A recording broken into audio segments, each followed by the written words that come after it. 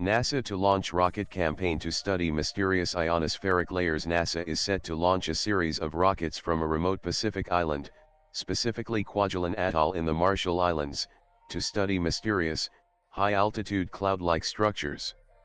These formations can potentially interfere with critical communication systems, making them a significant area of research. Uncrewed suborbital spacecraft carrying scientific instruments would be launched from Kwajalein Atoll in the Marshall Islands during the 3-week window, starting Friday, June 13, under the mission called Sporadic Electrodynamics, or SEED. Researchers aim to study the sporadic layers in the lower ionosphere, where they cause radio signals to bounce back to Earth instead of reaching the upper ionospheric layers. This reflection of radio signals causes a range of issues for radio communications.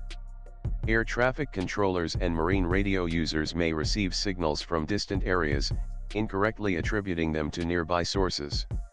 Additionally, military radars may detect false targets or ghosts and receive distorted signals that are hard to interpret. As per NASA, sporadic layers are constantly forming, moving, and dissipating, making such disruptions difficult to anticipate. Aero Barjatya, the SEED mission's principal investigator, said, "These sporadic layers are not visible to the naked eye, and can only be seen by radars.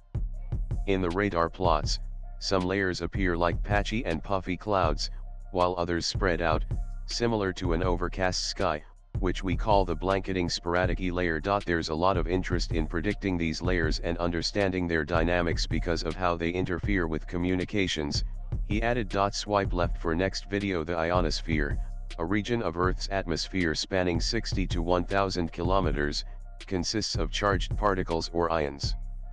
These ions are partly derived from meteors that burn up in the atmosphere, leaving behind trails of ionized elements like iron, magnesium, calcium, sodium, and potassium suspended in the sky. These heavy metals, which are more massive than the ionosphere's usual particles, tend to settle at lower altitudes, typically below 140 kilometers.